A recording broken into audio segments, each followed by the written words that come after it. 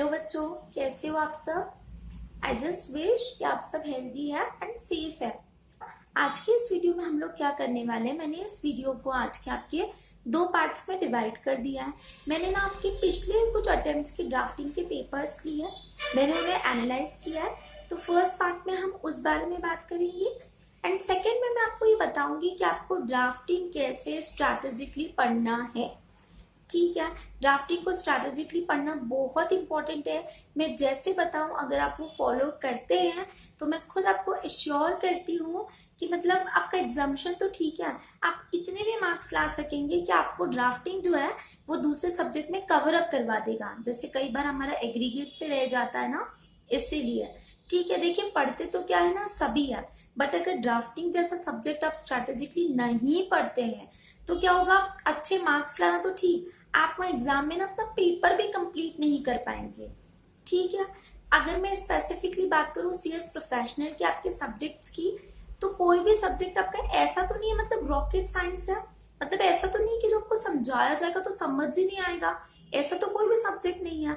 अगर मैं आपको कंपनी लॉ में पूछूं सेक्शन 185, तो क्या आपको समझाएंगे तो समझ नहीं आया क्या?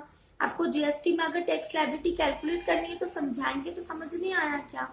सब कुछ समझ में आता है अगर हम समझने की ट्राई करें तो। हाँ, कई बच्चे कहते हैं कि सीआर में उन्हें कभी कभी लगता है कि थोड़ा सा कॉम्प्लेक्स है, वो हो जाता है सीआर कभी कभी, बट वो भी समझ में आता है ना। तो ड्राफ्टिंग भी ऐसे ही है, पूरा समझ में तो आता ही है अगर समझोगे तो।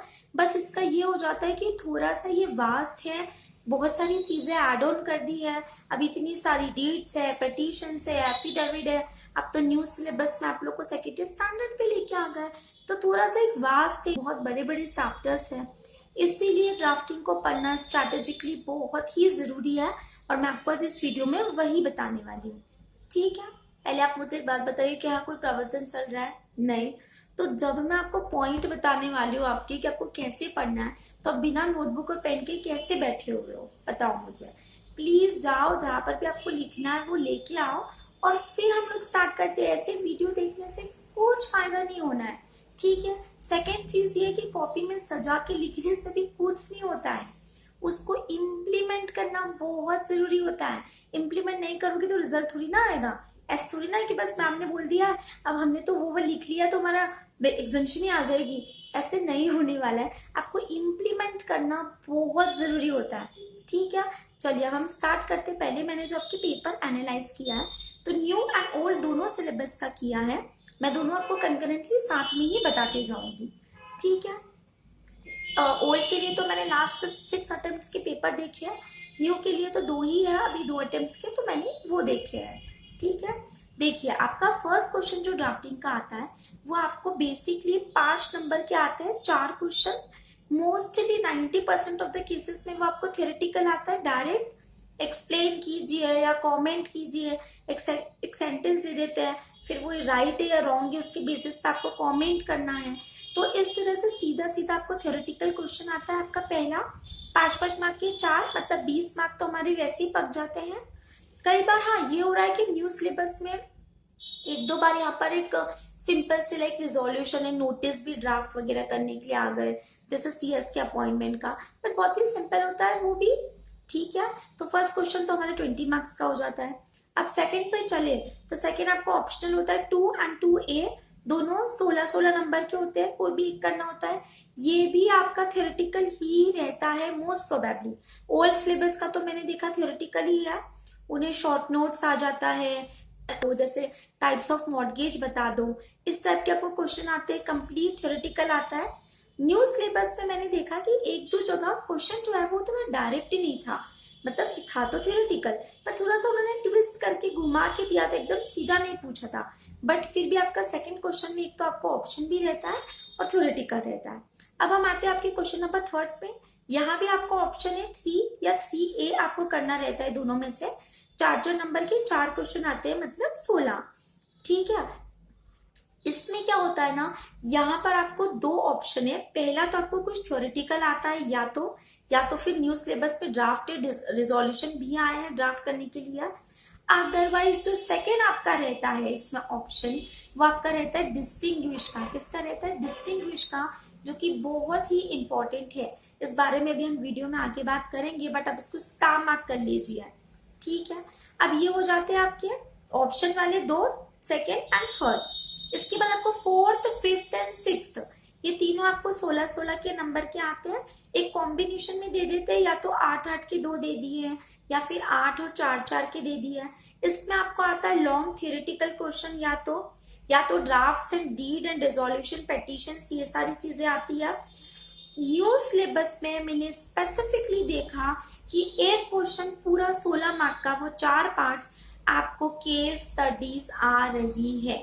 समझ रहे हैं आप? आपको केस स्टडी आई है दोनों अटेम्प्ट्स में, पिछले दोनों अटेम्प्ट में न्यू सिलेबस को केस स्टडीज आई है, और इन केस स्टडीज में आपको कोई ऑप्शन नहीं है, आपको वो सॉल्व करना ही है। अब आप सोचो, अगर आप 16 नंबर का छोड़ आए तो मतलब आप करके तो कितने आए, 84 नंबर का ही करके आए।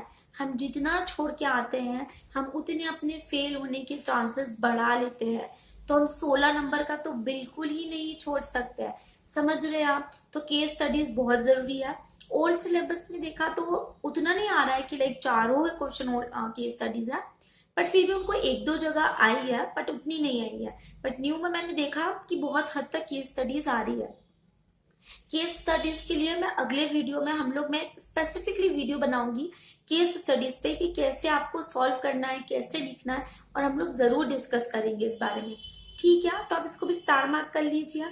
तो देखा जाए तो न्यू सिलेबस में आपको मोटा मोटा 20 मार्क्स आप लोग को केस स्टडीज का आ रहा है, एंड अराउंड 30 मार्क्स आपको ड्राफ्ट एंड डीड का आ रहा है। मतलब टोटल अराउंड 50 मार्क्स आपको केस स्टडीज पर ड्राफ्टिंग का आ रहा है।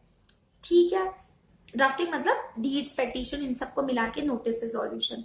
और ये जो मैं 50 बता रही हूँ, ये 100 में से नहीं बता रही हूँ, ये 132 में से बता रही हूँ, क्योंकि मैंने कहा ना आपको 2 ऑप्शन आते हैं 16-16 के, तो वो भी ऐड हुआ है। ठीक है, तो ऐसे करके 50 मार्क का तो आपका न्यू सिलेबस में ये आ जाता है। ओल्ड सिलेबस में अराउंड 46 मार्क्स, 46 to 48 मार्क्स आपको ड्राफ्टिंग आ रही है। ठीक है, डीड्स, पेटिशन, जो भी आपका एफिडेविट वगैरह, ये सारा मिला के आपको ओल्ड सिलेबस को अराउंड 46 मार्क्स इतना आ रहा है। तो अब हम ये क्या कह सकते हैं कि हमें तो सीएस के एग्जाम में थ्योरेटिकल ही आएगा, या हमें डीडी आएगी? देखिए, आपके एग्जाम के पैटर्न 3 तरीके से हो सकते हैं। पहली बात तो मोस्ट कॉमनली ये है कि आप लोग को दोनों का मिक्सचर आता है, थ्योरेटिकल एंड ड्राफ्टिंग, लाइक दोनों का।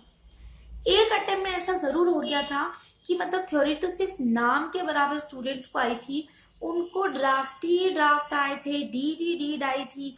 तो आप अगर ये सोच रहे हैं कि मैं थ्योरी करके जाऊं तो 80 नंबर का तो करके जा रहा हूं, तो 60 तो आ जाएंगे, 40 तो आ जाएंगे, ऐसा बिल्कुल मत सोचना। कब वो सरप्राइज मिल जाए कुछ पता नहीं है। इन केस कभी आपकी किस्मत खराब रही तो अब आप सोचो कि आपको भी ऐसा हो गया तो, या फिर आपको ये भी हो सकता है आपको थ्योरी आ जाए, तो हमें तो पूरा ही पढ़ना है। ठीक है, सेकेंड बात, अगर एग्जाम में आपके क्वेश्चन के पैटर्न की बात की जाए तो आपके क्वेश्चन जो है वो इस तरह के आते हैं। पहला आपको आ जाता है एक्सप्लेन या कमेंट करने के लिए एक सेंटेंस दिया जाएगा उसके ऊपर, मतलब डायरेक्टली थ्योरेटिकल क्वेश्चन। सेकेंड, आपको कई बार शॉर्ट नोट्स आ जाता है, जैसे कि डेल क्रेडर के ऊपर लिखो, फोर्स मजूरे के ऊपर लिखो, इस तरह से शॉर्ट नोट्स आ सकते हैं। फिर आपको आता है ड्राफ्ट, एंड ड्राफ्ट मतलब समझो, ड्राफ्ट मतलब सिर्फ डीड नहीं होता है, उसमें petition, affidavit, short notice, resolutions, ये सारी चीजें कवर होती है। ठीक है, देन आपको एक थ्योरेटिकल 8 नंबर का क्वेश्चन आता है नीचे 4, 5, 6 में। ठीक है, देन आपको आएगी केस स्टडीज, ये आ सकती है, एंड वेरी इंपॉर्टेंट आपको डिस्टिंक्शन आता है, डिस्टिंग्विश बिटवीन जो है वो आपको आता ही आता है। ठीक है, इस पे अभी हम और बात करेंगे। आपके एग्जाम के पैटर्न जो है वो इन्हीं क्वेश्चन में से आपको कोई ना कोई आता है। अब क्वेश्चन आता है कि हम कैसे पढ़े, एग्जाम का पेपर तो ऐसे आता है ना, अब हमें कैसे पढ़ना ये बहुत इंपॉर्टेंट है। तो देखिए, पहली चीज तो ये है कि आपको स्मार्ट स्टडी करना है। अब स्मार्ट स्टडी मतलब कई बार बच्चे क्या समझ लेते हैं हमें कट शॉर्ट करना है। नहीं, आप कट शॉर्ट क्यों करोगे? अभी तो मैंने कहा कि आपको तो कुछ भी उठा के आ जाता है, तो कट शॉर्ट करने की बात है ही नहीं। स्मार्ट स्टडी मतलब ये होता है, देखिए हमें पता है कि कुछ सब्जेक्ट और कुछ टॉपिक्स हमारे सीएस में, ड्राफ्टिंग में ऐसे हैं जो रेपिटेटिव आते ही आते हैं, मतलब क्योंकि वो इम्पोर्टेंट है इसलिए वो रेपिटेटिव बेसिस पे इंस्टीट्यूट के द्वारा पूछे जाते हैं। तो बस हमें करना क्या है ना, जो ज्यादा वेटेज वाले हैं, जो ज्यादा रेपिटेटिव है, बस हमें उनका ज्यादा रिवीजन करना है, ठीक है। और जो कम है उनका थोड़ा सा कम रिवीजन करना है, और कोई बात नहीं है। ज्यादा वालों का 5 बार रिवाइज कर रहे हो तो उनका 2 बार रिवाइज कर लो बस। पढ़ना तो पूरा ही है, मैं कुछ भी छोड़ने के लिए नहीं बोल रही हूँ। पढ़ना भी पूरा है, रिवाइज भी पूरा करना है। जैसे कि आपका चैप्टर फर्स्ट जो है न्यू सिलेबस का, चैप्टर सेकेंड जनरल प्रिंसिपल्स वाला, उसमें क्या है वो है तो इतना डिफिकल्ट नहीं, मतलब इजी सा है, बट वो बहुत इंपॉर्टेंट है, तो आप उसको थोड़ा ज्यादा रिवाइज कर लो, ठीक है। अब आपका प्लीडिंग वाला चैप्टर है, प्लीडिंग के लिए अपने आप में आपके लिए पास एक ही चैप्टर है, तो हम ये थोड़ा सा अज्यूम दिमाग लगा सकते हैं कि एक ही चैप्टर है तो हाँ भैया इसमें से कुछ तो आएगा ही, समझ रहे हो, तो उसको थोड़ा ज्यादा पढ़ लो। इस तरह से स्मार्ट स्टडी की जाती है। कुछ छोड़ना स्मार्ट स्टडी नहीं होता है। शॉर्टकट्स है ना हमेशा शॉर्ट रास्ते के लिए ही होते हैं, वो लॉन्ग रन में जाते ही नहीं है, उनका कभी अच्छा रिजल्ट निकलता ही नहीं है। तो शॉर्टकट्स अपनाना, छोड़ना है, करना है, इससे अच्छा आप पढ़ लीजिए, ठीक है। कई बार आपका पता है ऐसा हुआ है, आपका जो एडवोकेसी वाला लास्ट वाला जो चैप्टर है ना अपीयरेंसेस का, एक बार ऐसा हुआ था कि वो 3 अटेम्प्ट तक कंटिन्यूस आया ही नहीं। अब बच्चों को तो लग रहा है आ ही नहीं रहा है। आपको पता है क्या हुआ, चौथे अटेम्प्ट में ना उसका 16 मार्क का क्वेश्चन आ गया और जिसमें कोई ऑप्शन भी नहीं था। तो अब बताओ 16 मार्क मतलब छोड़ ही नहीं सकते ना। तो फिर आपको सब तो आता है, ट्रस्ट डीड आ जाती है, कभी मॉर्गेज उठ के आ जाता है, कभी प्रमोटर का आ जाता है, कभी पावर ऑफ अटर्नी आ जाती है, कभी विल आ जाती है, तो आप क्या छोड़ोगे। आपको ऐसा लग रहा है कि कभी इंस्टीट्यूट ने आपको इस चैप्टर के लिए बोला है, कभी गिफ्ट आ जाता है। हर चीज कवर की जा रही है आपकी, तो आपका कोई स्पेसिफिक है ही नहीं, ठीक है। बस स्मार्ट स्टडी मतलब कुछ ज्यादा फोकस वाली चीज है, कुछ कम फोकस वाली चीज है, समझ में आ रहा है आपको। नाउ सेकेंड पॉइंट ये है, हमने देखा आपके पेपर 2 तरह से डिवाइड है, एक आता है थ्योरी और एक आता है डीड वगैरह, जिसे हम प्रैक्टिकल टाइप कह सकते हैं। चलिए, तो आप बोले थ्योरी जो है वो कैसे पढ़े, तो देखिए, जब आप पहली बार पढ़ते हैं ना, जब भी आप पढ़ रहे हैं, अगर आपने नहीं किया तो अब आप कर लो कि आप जब भी पढ़ो तो आप क्या करो, उसको अंडरलाइन करते चलो, जो भी इंपॉर्टेंट वर्ड्स है जब आप पढ़ रहे हो, कि ताकि जब आप अगली बार उनको देखो तो उसको देखते ही आपको पूरा कंसेप्ट जो है वो माइंड में आ जाए, ठीक है। तो ऐसे की वर्ड्स को हमें क्या करना चाहिए, अंडरलाइन कर लेना चाहिए, हाईलाइट कर लेना चाहिए, जो भी आपको करना है। नहीं कुछ मिल रहा है, याद करने के नए नए तरीके अपनाओ। जैसे मैं एग्जांपल देती हूँ, मुझे ना हमेशा कंफ्यूजन होता था कि वो हाइपोथिकेशन और प्लेज जो है वो मूवेबल प्रॉपर्टी के लिए होता है या इमूवेबल के लिए होता है। तो आपको पता है मैंने कैसे याद किया था, देखो, हाइपोथिकेशन और प्लेज दोनों का एक एक फर्स्ट लेटर निकालो, आगे का एक्रोनियम करो, तो एचपी हुआ, और एचपी क्या होती है, गैस सिलेंडर भी होती है। तो मैं क्या बोलती थी कि सिलेंडर तो लाइक मूवेबल है ना, एक जगह से दूसरी जगह जा सकता है, तो बोले एचपी, और फिर इसलिए बोले वो मूवेबल प्रॉपर्टी के लिए। मुझे पता है कहीं से कहीं तक कोई लिंक ही नहीं है, बट वो मेरा याद करने का तरीका था। अब वो मैंने तब याद किया था पर मुझे अभी तक याद है। तो ऐसे अपने कुछ तरीके बना लो याद करने के। इससे आपको क्या होगा, जब आप एग्जाम के एक दिन पहले याद करोगे तो फटाफट फटाफट रिवाइज कर सकते हो, ठीक है। तो ऐसे हमें अंडरलाइन करना है और ऐसे हमें थ्योरी जो है वो पढ़नी है। अब सेकंड हम बात करें आपकी डीड्स की, तो देखिए, डीड आपने किसी से भी पढ़ा हो, मुझसे पढ़ा हो, किसी और से पढ़ा हो, या फिर सेल्फ ही पढ़ा हो, आप मॉड्यूल से पढ़ रहे हैं, तो आप पहले क्या कीजिए, डीड या जो भी फॉर्मेट है आपका ड्राफ्ट है, आप उसे पढ़ ले, आप कंटेंट्स पढ़ ले, बट अब सेम टू सेम वैसा न लिखे। आपको किसने कहा मेमोराइज करने के लिए, बिल्कुल भी नहीं। हमें सिर्फ कंटेंट पता होना चाहिए, हमें अपनी लैंग्वेज में लिखना है। तो आप क्या कीजिए, आज ही आप, अगर आपने नहीं बनाई है तो आप डीड का ड्राफ्टिंग के लिए एक सेपरेट कॉपी बना लीजिए, और आपके मॉड्यूल में जितनी भी deeds, petition, affidavit, notice, resolution, everything जो भी सब कुछ है उससे लिख लिख के देखिए, उससे ही आपका जो आपको कॉन्फिडेंस आएगा। ऐसे पन्ने पलटाते रहोगे एग्जाम में नहीं लिख पाओगे, ठीक है।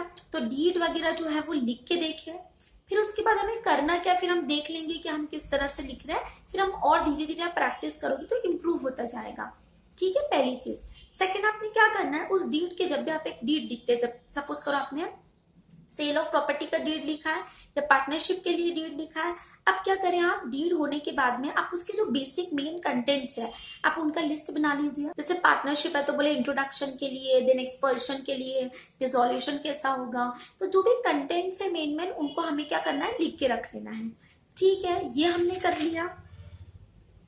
तो अब बोले एग्जाम में क्या होगा, जब आप एक दिन पहले पढ़ोगे ना, एग्जाम के एक दिन पहले आपको पूरा देखना नहीं पड़ेगा डेट को, आप सिर्फ कंटेंट्स पलटाते जाओगे और बाकी जो बेसिक ऊपर नीचे का फॉर्मेट रहता है रिसाइटल वगैरह का और जो हम स्पेशल वर्ड्स लिखते हैं वो तो सेम ही रहता है, वो तो इतनी डेट लिखोगे तो वैसे ही प्रैक्टिस हो जाएगा। ठीक है, तो हमें ऐसे कर लेना है। समझ में आ रही है मेरी बात? Very nice. तो आपने थ्योरी पढ़ तो ली, बट अब एग्जाम में पता है आपको क्या हो रहा है, आपकी थ्योरी जो है ना वो दो तरीके से आती है। एक तो आपको सीधा सीधा डायरेक्टली थ्योरेटिकल क्वेश्चन आ जाता है, ठीक है, लाइक आपको अगर आ गया क्या कि 5 टाइप्स ऑफ मॉर्टगेज लिखिए, एसएलपी के बारे में लिखिए, तो ये तो सीधा सीधा आ गया, हम लिख देंगे। बट क्या है ना, आपको कई बार इनडायरेक्टली क्वेश्चन भी आ रहे हैं, एकदम डायरेक्टली नहीं पूछते। जैसे मैंने एक देखा था, उसमें क्या था, उसमें ऐसा बोला है कि बोले एक बंदा है वो रिवीजन के लिए गया है, बोले वो सेशन जज के पास चला गया है, तो आपको एग्जामिनर पूछ क्या रहा है, वो ऐसे बोल रहा है, बोले क्या हम रिवीजन के लिए डायरेक्टली हाई कोर्ट नहीं जा सकते हैं? अब हम क्या सोचते हैं, हाँ यार रिवीजन में तो जा सकते हैं, तो हम एग्जाम में क्या लिख के आते हैं, हाँ वो डायरेक्टली हाई कोर्ट के पास जा सकता है।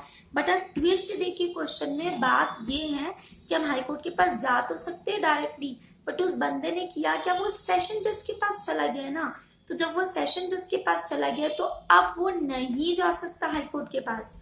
ठीक है, तो इस तरह से आपको घुमा के पूछ रहे, सीधा नहीं पूछ रहे, घुमा के ऐसे पूछ दिया, बोले आर्बिट्रेशन का जो क्लॉज था, बोले वो पार्टनरशिप डीड में तो नहीं डाला, बोले बाद में पार्टनर्स ने इलेक्ट्रॉनिक मीन्स से कम्युनिकेट किया। फिर बोले जब डिस्प्यूट हुआ ना, तो एक पार्टनर क्या कहता है, नहीं हम आर्बिट्रेटर्स के पास नहीं जा सकते क्योंकि मेन डीड में तो था ही नहीं।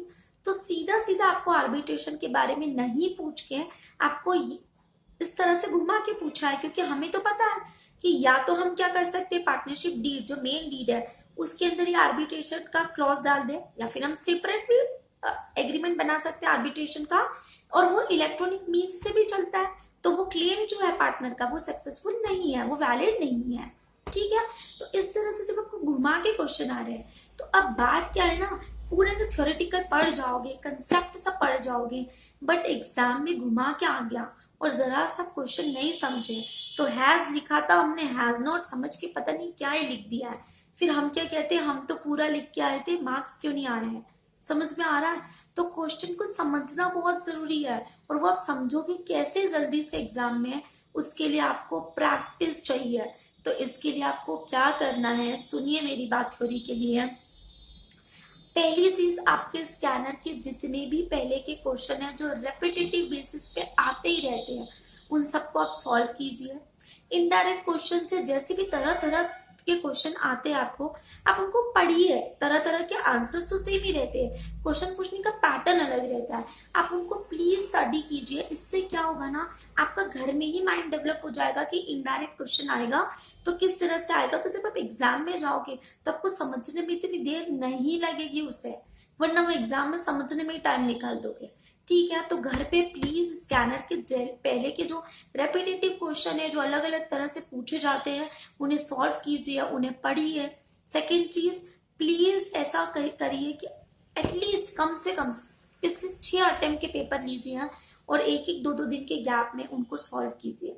और ऐसे सिर्फ पढ़िए मत, ये तो मुझे आता है, ये तो मुझे आता है, नहीं, उनको बकायदा 3 घंटे का टाइम लीजिए और उनको सॉल्व करके देखिए कि आप कर पा रहे हैं या नहीं कर पा रहे, और अपना खुद एनालिसिस कीजिए।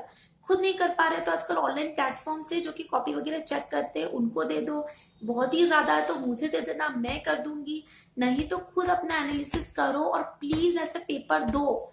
डायरेक्टली ऐसे नहीं जाना चाहिए उठ के एग्जाम में, हम ऐसे उठ के चल जाते फिर एक्सपेक्ट करते कि पूरा करके आए थे हमें 100 में से 80 नंबर आएंगे, कैसे आएंगे फिर जब इतना हमने प्रिपेयर ही नहीं किया है। रिस्क तभी कम होती है जब हम प्रिपेयर कर लेते हैं। ठीक है, हाँ फिर वहां जो होगा वो देखा जाएगा, अपने पे तक कॉन्फिडेंस रखना चाहिए, बट जितना हमें करना है अपनी तरफ से तो 100% देना चाहिए या नहीं देना चाहिए। ठीक है, तो ये आपका थ्योरेटिकल पॉइंट हुआ। अब इसके बाद एक मुझे बहुत ही आपको इम्पोर्टेंट चीज बतानी है।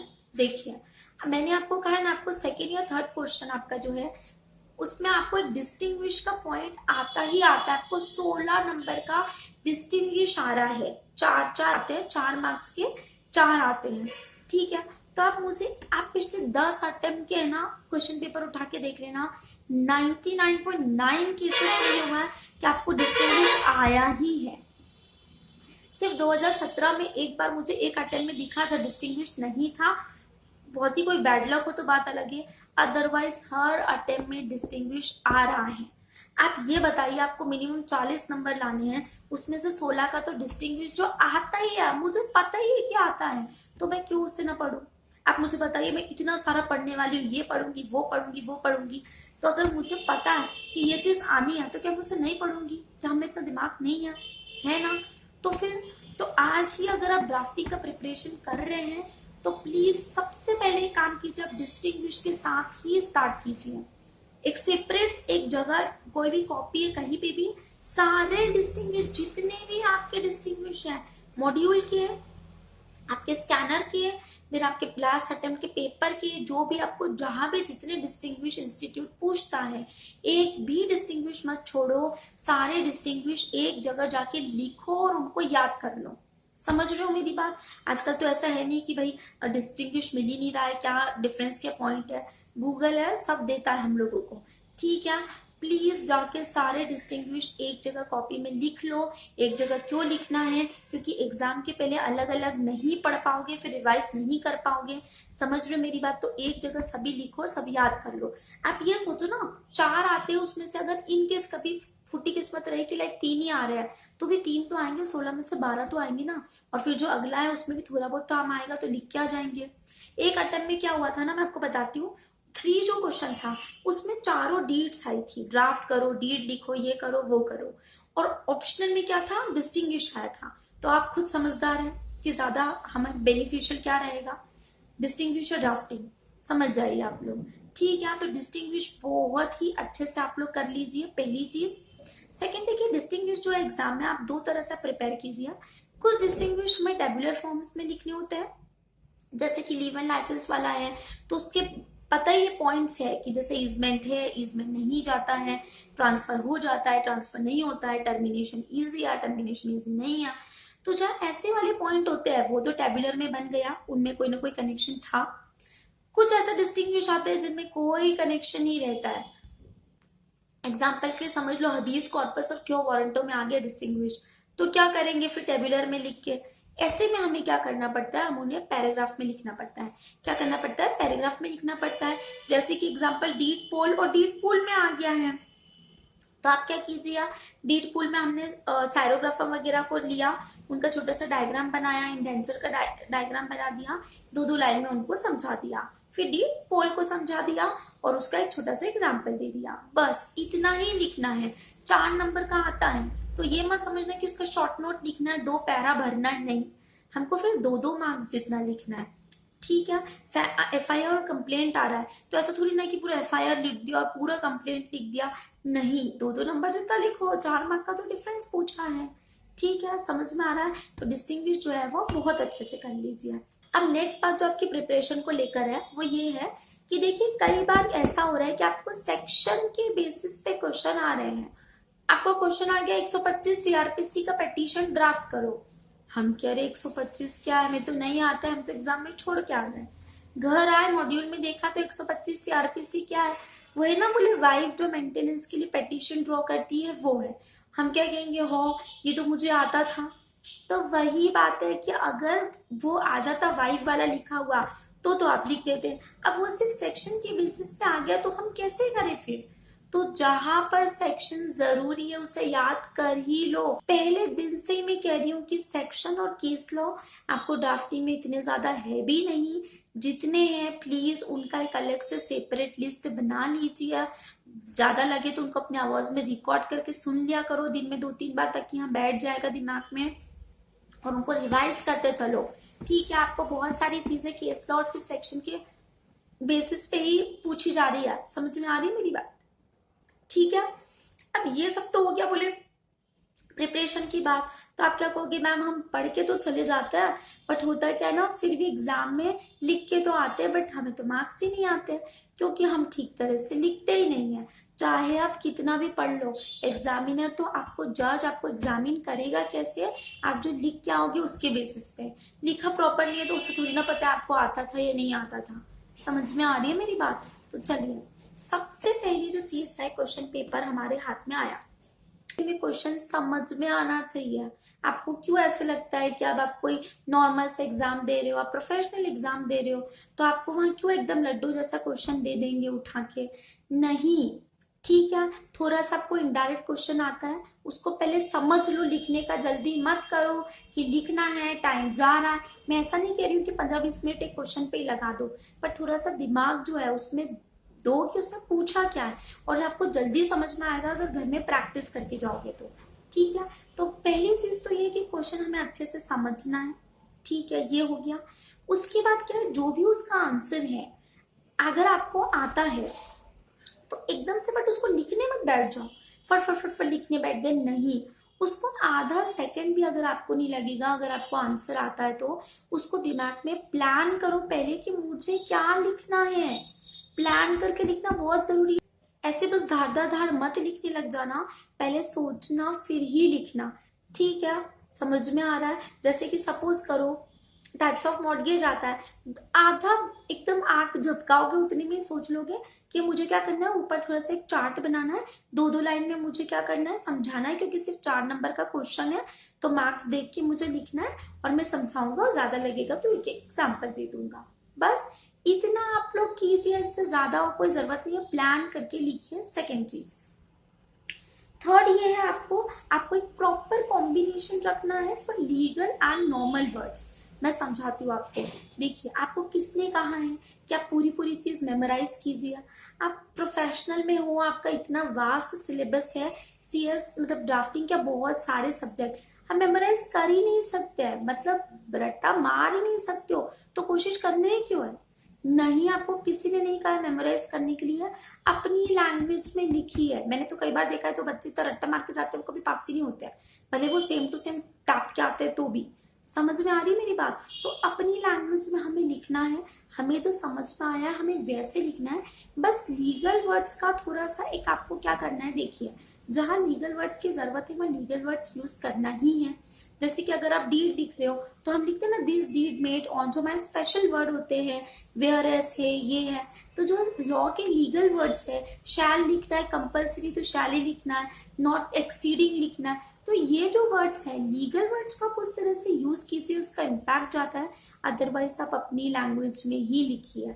समझ में आ रहा है? तो एक प्रॉपर कॉम्बिनेशन बिठाइए of the legal words in your own language, very important. ठीक है, नेक्स्ट ये है, आपको केस स्टडीज आती है, या फिर कई बार जैसे कि अगर आपको वो एक सेंटेंस दिया है, फिर वो या तो राइट होगा या रॉन्ग होगा, उस पर कॉमेंट करने को आ रहा है। सबसे पहले हमें इंट्रो देना रहता है, सेकंड बीच में आप मैटर लिखेंगे, एंड देन लास्ट में हम कंक्लूजन लिखते हैं। ठीक है, इस तरह से आपको केस स्टडीज है। केस स्टडीज के लिए तो मैं एक स्पेसिफिकली वीडियो बनाऊंगी सही, बट जनरली आपके आंसर्स जो है वो इस तरह से लिखे जाते हैं। ठीक है, नेक्स्ट ये है, जितना ज्यादा हो सके फ्लो चार्ट, डायग्राम्स, आपके टेबुलर टेबल्स का एंड पॉइंट में लिखने का कोशिश कीजिए। ठीक है, मैं ऐसा नहीं कह रही हूँ वहां सजाना वजाना है वो सब बिल्कुल भी अच्छा नहीं लगता, और करना भी नहीं, हमारे पास इतना फालतू टाइम नहीं है। पर जैसे कि सपोज करो कोई भी चीज आई है, उसके 5 पॉइंट है, तो जल्दी से बस ऊपर हेडिंग दी, उसके 5 ऐसे निकाल दी लाइन, और हाथ से ही खींच लेना है, स्किल विस्किल का नाटक मत करना। ठीक है, ऐसे छोटा सा एक डायग्राम बनाना है, स्वीट सा, लाइक लाइक जैसे डीड ऑफ कंपोनेंट, जैसे कंपोनेंट्स ऑफ डीड आया है, तो बस ऊपर डीड लिखा, 5 उसके वो पॉइंट्स लिख दिए। समझ में आ रहा है? और फिर उनको एक्सप्लेन कर दिया। तो ऐसे करके आना है। इससे क्या होता है, एग्जामिनर को देखते ही पता पड़ जाता है डायग्राम कि बच्चे को आता है, तो वो नीचे का एक बार होगा कि जल्दी जल्दी यू ही निकाल देगा। डायग्राम का बहुत इंपैक्ट पड़ता है। सजाओ मत, पर छोटा सा स्वीट सा अपने हाथ से बना के आ जाओ। जहां तक हो सके, जहां डिस्टिंग्विश वगैरह है, अगर टेबुलर में लिख सकते हो तो टेबुलर में लिखो। ठीक है, देन क्या है, जितना ज्यादा हो सके अगर आप पॉइंट में लिखेंगे तो बहुत ही बेटर रहता है। ठीक है, एग्जामिनर को बहुत इजी होता है चेक करने में, पहली चीज फटाफट फटाफट, बट रेलेवेंट पॉइंट लिखना। ऐसा नहीं है कि कुछ भी फालतू का पॉइंट लिखा, 4 मार्क का क्वेश्चन है तो 4-5 पॉइंट लिखो, सफाइज है, बट वो रेलेवेंट होना चाहिए। ऊपर वही चीज एक्टिव में लिख दी, फिर 2 बार 2 पॉइंट छोड़ के वही चीज पैसिव में लिखे जा रहे हो, कोई सेंस नहीं है। ठीक है, प्रोफेशनल एग्जाम में ये सब अच्छा भी नहीं लगता है। जो रिलेवेंट है वो ही लिखिए। ठीक है, 8 मार्क का है तो मान के चलो 12 से 13 पॉइंट तो आपको दिखना ही चाहिए सब्जेक्ट से मैटर। ठीक है, समझ में आ रही है? लास्ट देखिए ये है ना, बच्चों का ये बहुत ही होता है। जैसे सपोज फॉर एग्जांपल 2 8-8 मार्क के क्वेश्चन है, एक 8 मार्क्स वाला तो आपको पूरा बहुत ही अच्छे से आता है। सपोज करो अपील्स के बारे में आया, हमको तो पूरा आता है, हम तो खुश हो गए, बहुत लिखेंगे उसके अंदर। और बोले दूसरा 8 मार्क्स वाला है, वो सपोज कर लो बोले विल के ऊपर आया है, वो हमें नहीं आता है।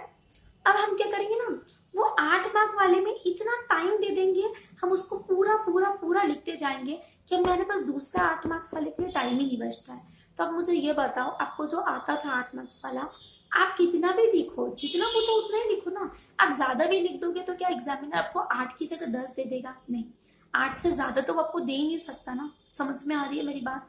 तो 8 मार्क्स का पूछा है तो 8 मार्क्स जितना ही लिखो। आता है तो ऐसे थोड़ी ना उसमें 4 पन्ने ही भरने हैं, ठीक है, क्योंकि दूसरा भी तो करना है। आप ये सोचो आपको वेकर नहीं भी आता है जो क्वेश्चन पूछा है, बट उसका थोड़ा जो भी उस टॉपिक से रिलेवेंट हो वो लिख दो। नेगेटिव मार्किंग तो कुछ है नहीं, कुछ काट तो सकता नहीं है आपका। ज्यादा से ज्यादा क्या होगा, आंसर ही कट कर देगा, मार्क्स तो नहीं कट करेगा ना। बट हो सकता है 8 नंबर का आपने थोड़ा बहुत कुछ लिखा है तो आपको 2 नंबर दे दे। तो जहां आप कुछ नहीं लिख रहे थे तो सिंपल सी चीज है, आपको 8 की जगह 8 और 2 मिलके 10 नंबर आ जाएंगे। समझ में आ रही है मेरी बात? तो ठीक है, ऐसे एक ही आंसर्स के पीछे मत पड़ जाना। सेकेंड चीज क्या होता है हम लोग है ना, एग्जाम में हमारी स्पीड नहीं है। क्यों नहीं है? क्योंकि घर में लिख के नहीं देख के गए हैं। तो ये समझ लो, अपनी स्पीड जो है वो ड्राफ्टिंग में बहुत अच्छी रखनी है, क्योंकि आपका लेंदी पेपर आता है। तो घर में मैंने आपको कह दिया, आपको प्रैक्टिस जो है वो करनी ही करनी है। समझ में आ रही है मेरी बात? आ रही है कि नहीं? ठीक है, तो अच्छे से आप प्रैक्टिस कीजिए, क्योंकि आप ये समझ लीजिए कि जब आपको छोड़ के आते हैं तो आप जितना छोड़ के आते हैं आप अपने उतने चांसेस बढ़ा लेते हैं फेल होने के। हमें कुछ छोड़ के नहीं आना है, पेपर छोड़ने का तो सेंस ही नहीं बनता है। कुछ भी लिखो, सब्जेक्ट से साल भर पढ़ रहे थे, कुछ तो उसका आता होगा ना, फाउंडेशन का कुछ याद होगा, कभी एग्जीक्यूटिव का कुछ याद होगा, बट कभी कोई आंसर छोड़ के मत आना। छोड़ना मतलब उतने चांसेस अपने बढ़ा लेने होते हैं फेल होने के। समझ में आ रही है मेरी बात? आप आज से ही ऐसा सब कुछ प्रिपेयर कर लो। देखो मैंने आपको क्या कहा, डिस्टिंग्विश के लिए एक अलग से सेपरेट कॉपी बना लो। ठीक है, 40 में से 16 मार्क्स तो अपने यही पक गए हैं। पहला आपका 20 नंबर वाला थ्योरेटिकल आता ही है सीधा सीधा, ठीक है। उसके बाद आपको अलग से कॉपी बनानी है, एक तो डिस्टिंग्विश की, डीड की बनाओ, सारे सेक्शंस और केस लॉ है जो वो अलग से लिख लो। और आज ही अभी आपके पास समय है ये डिसाइड करने का कि आप एग्जाम के एक दिन पहले क्या क्या पढ़ोगे, कैसे कैसे पढ़ोगे। देखो अभी ना हम चाहे जितना भी पढ़ ले, अगर हम एग्जाम के एक दिन पहले रिवाइज नहीं करते हैं तो वो काम का नहीं रहता है। तो हमें आज ही स्ट्रैटेजी बनानी है कि मैं वो एक दिन पहले कौन सी एक डीड है जो मैं लिख के देखूंगी, कौन से ऐसे टॉपिक्स है जो मुझे उस दिन वापस से देखने की जरूरत है। समझ में आ रही मेरी बात? आज ही वो सारी आप तैयारी कर लीजिए, मतलब अभी आपके पास समय है, आप कर सकते हैं। और एंड में आपको सिर्फ यही कहूंगी, जब हम पढ़ते हैं तो कितनी बार होता है हमारे दिमाग में ना बहुत सारे थॉट्स भी आते हैं, कई बार नेगेटिव चीजें आ जाती है, नेगेटिव किसी ने कुछ बोल दिया, आएगा, नेचुरल है, हम लोग ह्यूमन बीइंग है, क्यों नहीं आएगा। बट मैं आपको सिर्फ एक चीज बताने वाली हूँ, जब भी ऐसा कुछ हो ना, जैसे ही वो थॉट आता है मतलब बिल्कुल शेक कर लिया करो। बोला नहीं नहीं अभी आप आए हो बट अभी आप जाओ। बोले मुझे अभी आपसे बात नहीं करनी, आपके थॉट को ऐसे बोला करो कि अभी आप प्लीज जाओ, हम लोग एग्जाम के बाद बात करेंगे। आपका थॉट आता है ना क्यों मैं क्लियर होऊंगा या नहीं, आ गया कोई बात नहीं, उसको फुटेज ही मत दो, उसको बोला अभी आप जाओ प्लीज, हम एग्जाम के बाद में बात करेंगे। क्योंकि आप ये समझो, कितना भी थॉट नेगेटिव आए, कितना भी इन्वायरमेंट नेगेटिव आए, आपका फ्रेंड कुछ कहे, आपका रिलेटिव कुछ कहे, किसी को कुछ भी कहने दो, आप ये समझ लो ना कि लाइफ में अगर हमें कुछ चाहिए रहता है, अगर हमें चाहिए तो उसके लिए हमें ही मेहनत करनी पड़ती है, कोई उसमें कुछ नहीं कर सकता। आपका ये जो अभी समय, आपको हर चीज के लिए बाद में समय मिल जाएगा। अभी तो ऐसा लगता है एक दिन फ्रेंड ने बोला चल घूम आते हैं, हम चले गए, बट आप ये समझ लो उस एक दिन का वैल्यू आपको तब पता चलेगा अगर आप एक नंबर से रह गए तो। समझ में आ रहा है? तो ये समय, हर चीज का समय बाद में मिल जाएगा, बट ये जो समय आपका चल रहा है ये दोबारा नहीं आएगा। जितना ज्यादा एफर्ट करना है कर लो, अपना 100% दो, अपना तो 100% दे दो ना, फिर जो रिजल्ट होगा वो देखा जाएगा। आपको कोई गिल्ट नहीं रहेगा अगर आप अपना 100% देंगे तो। 100% दो, अपने आप में आपको ऑटोमेटिकली कॉन्फिडेंस आ जाएगा यार कि जब मुझे सब आता है तो एटलीस्ट मैं इतना तो कर ही लूंगा, मेरे को इतने मार्क्स तो आ ही जाएंगे। समझ में आ रहा है? तो अपना कॉन्फिडेंस आएगा कैसे? जब आप पढ़ेंगे। ठीक है, हमें कोई अगला अटेम्प्ट नहीं लगाना है। वैसे ही जून वालों को तो दिसंबर हो चुका है। ठीक है, अपना समय मत वेस्ट कीजिए। हम लोग मिलेंगे अगले वीडियो में, जो कि मैं आपका स्पेसिफिकली बनाऊंगी कि ड्राफ्टिंग में आपको केस स्टडीज जो है वो कैसे सॉल्व करना है। तो हम लोग कुछ केस स्टडीज लेके उनको क्या करेंगे, डिस्कस करेंगे। ठीक है, उसके लिए आप जुड़े रहिए मेरे चैनल से and please do subscribe to my channel. इससे क्या होगा, मुझे मोटिवेशन मिलेगा ऐसे नए नए वीडियोस बनाने के लिए। ठीक है, so do like and subscribe to my channel. Till then take care, bye bye, thank you.